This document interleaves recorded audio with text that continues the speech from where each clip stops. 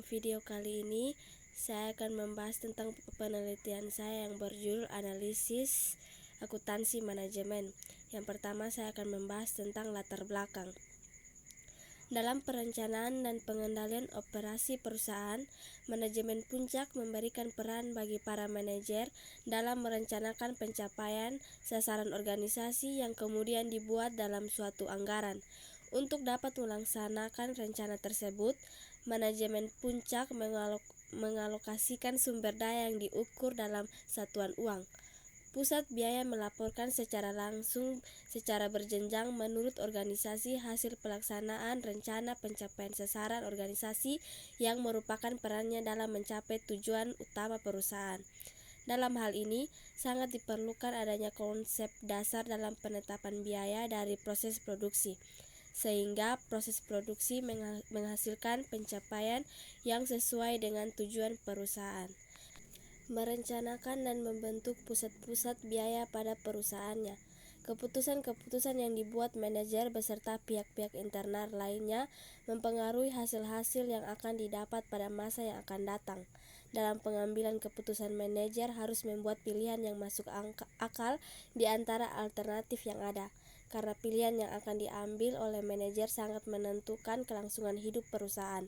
Sebagian besar kualitas keputusan manajemen mencerminkan kualitas akuntansi dan informasi lain yang diterima oleh manajemen. Yang berikut tujuan penelitian. Yang pertama, mendeskripsikan pengertian dari akuntansi manajemen. Yang kedua, mendeskripsikan pengertian sistem dari akuntansi manajemen. Yang ketiga, mendeskripsikan fokus terkini akuntansi manajemen dan peran seorang akuntan manajemen. Yang keempat, mendeskripsikan konsep dasar akuntansi manajemen. Adapun manfaat penelitian. Manfaat penelitian dibagi menjadi dua, yaitu manfaat teoritis dan manfaat praktis. Yang pertama, manfaat teoritis, yaitu sebagai bahan kajian untuk memperluas pengetahuan sehubungan dengan konsep dasar akuntansi manajemen bagi mahasiswa. Yang kedua, manfaat praktis. Manfaat praktis dibagi lagi menjadi tiga, yaitu yang pertama bagi penulis, yaitu sebagai bahan referensi dan informasi yang dapat digunakan untuk bahan pertimbangan dalam perancang makalah. Yang kedua bagi jurusan, yaitu dapat menjadi salah satu bahan pertimbangan yang digunakan dalam proses pembelajaran pada mata pelajaran akuntansi manajemen. Yang ketiga bagi universitas, dapat menambah pembendarahan buku-buku yang ada dipersatukan sekaligus sebagai referensi atau tambahan informasi khususnya yang akan menyusun laporan tugas akhir. Berikutnya kita masuk dalam pembahasan. Yang pertama, pengertian akuntansi manajemen. Akuntansi manajemen merupakan kegiatan yang masih menghasilkan informasi keuangan untuk manajemen sebagai dasar pengambilan keputusan dalam menjalankan fungsi manajemen. Yang kedua, sistem informasi akuntansi manajemen. Sistem informasi akuntansi manajemen adalah sistem informasi yang menghasilkan output dengan menggunakan input dan memprosesnya untuk mencapai tujuan khususnya manajemen. Adapun tujuan informasi akuntansi manajemen, yang pertama, menyediakan informasi untuk pembiayaan jasa, produk, dan objek lain yang menjadi kebutuhan atau kepentingan manajemen. Yang kedua, menyediakan informasi untuk perencanaan, pengendalian, pengevaluasian, dan perbaikan berkelanjutan. Yang ketiga, menyediakan informasi untuk pengambilan keputusan. Yang ketiga, fokus terkini dalam akuntansi manajemen. Lingkungan bisnis yang berubah begitu cepat yang sangat mempengaruhi perkembangan konsep dan praktik akuntansi manajemen.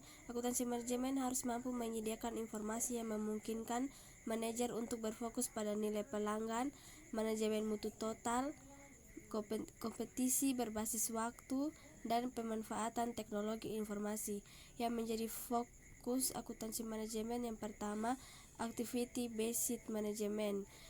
Manajemen berbasis aktivitas adalah suatu sistem yang luas dan terintegrasi yang berfokus pada perhatian manajemen terhadap aktivitas bertujuan untuk meningkatkan nilai pelanggan dan laba yang dihasilkan. Yang kedua, orientasi pada pelanggan merupakan perbedaan antara apa yang diperoleh pelanggan atau kepuasan pelanggan dengan apa yang diberikan oleh pelanggan atau pengorbanan pelanggan. Yang ketiga, penempatan strategi. Manajemen biaya strategi merupakan penggunaan informasi biaya untuk mengembangkan dan mengidentifikasi strategi yang lebih baik yang akan menghasilkan keunggulan kompetitif yang berkesinambungan. Yang keempat, kerangka kerja rantai nilai. Yang pertama, rantai nilai internal adalah rangkaian nilai aktivitas yang diperlukan untuk mendesain, mengembangkan, memproduksi, memasarkan, dan mendistribusikan produk dan jasa kepada pelanggan.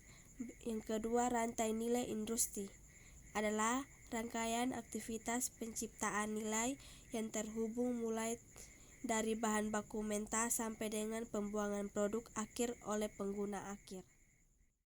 Yang keempat, peranan akuntansi manajemen. Peran seorang akuntan manajemen dalam organisasi adalah sebagai pendukung organisasi. Akuntan manajemen bertanggung jawab untuk mengidentifikasi, mengumpulkan, mengukur, menganalisis, menyiapkan, dan mengkomunikasikan informasi yang dibutuhkan oleh manajemen untuk pengambilan keputusan. Akuntan manajemen biasanya terlibat secara langsung dalam proses manajemen sebagai anggota penting dalam tim manajemen, misalnya sebagai kepala bagian akuntansi dan manajer akuntansi biaya. Akuntan manajemen bertugas membantu orang, yaitu pihak yang bertanggung jawab langsung dalam melaksanakan tujuan dalam organisasi, misalnya sebagai manajer produksi. Dalam hal ini, akuntansi manajemen berada dalam posisi staf, yaitu posisi yang mendukung tugas lini dan tidak bertanggung jawab langsung terhadap tujuan dasar organisasi. Yang kelima, konsep dasar akuntansi manajemen.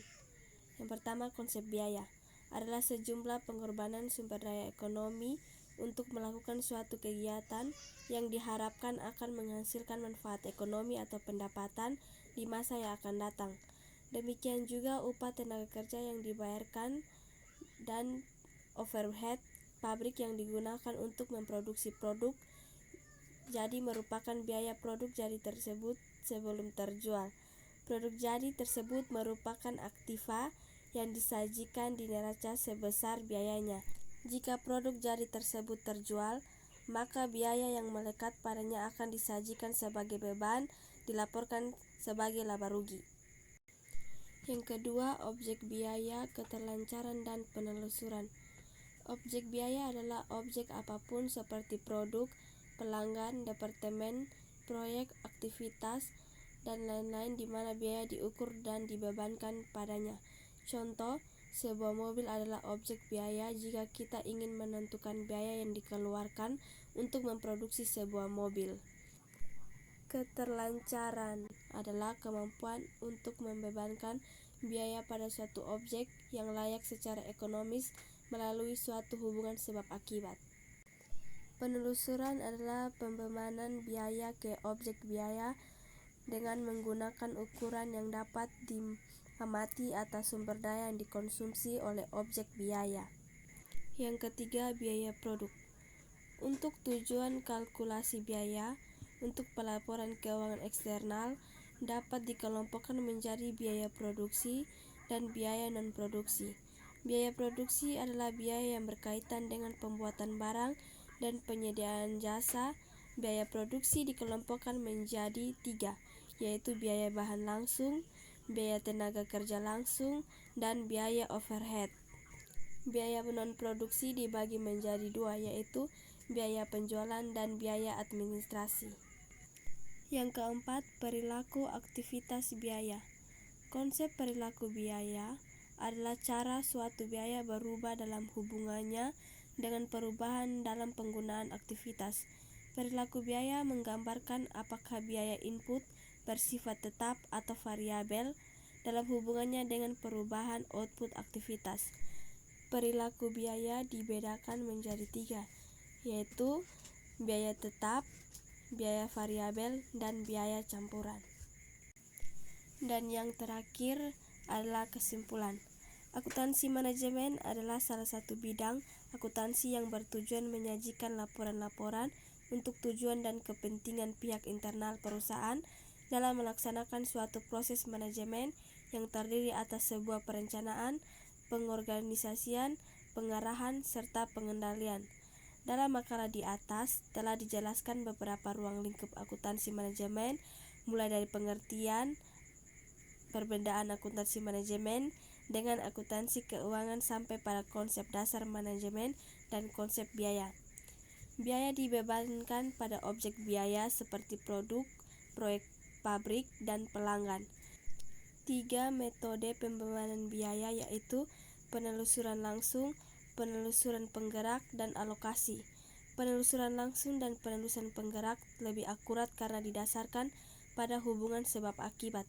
Penelusuran langsung bergantung pada pengamatan secara fisik untuk membebankan biaya.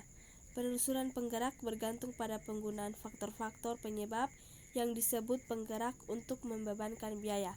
Alokasi bergantung pada hubungan yang diasumsikan dan kemudahan membebankan biaya. Sekian presentasi dari saya. Terima kasih.